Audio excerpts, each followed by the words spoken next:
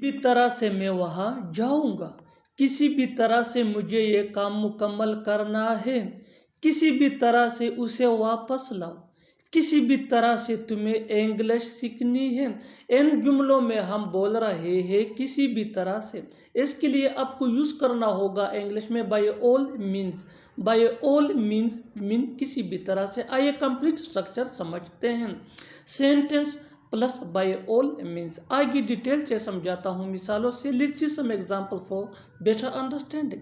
किसी भी तरह से मैं वहां जाऊंगा। I will go there by all means. I will go there by all means. किसी भी तरह से मुझे यह काम मुकम्मल करना है। I have to complete this work by all means. I have to complete this work by all means. किसी भी तरह से उसे वापस लाओ। Bring him back by all means. Bring him back by all means. किसी भी तरह से तुम्हें इंग्लिश सीखनी है।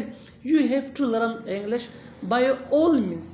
You have to learn English by all means. किसी भी तरह से हमें ये मैच जीतना है। We have to win this match by all means.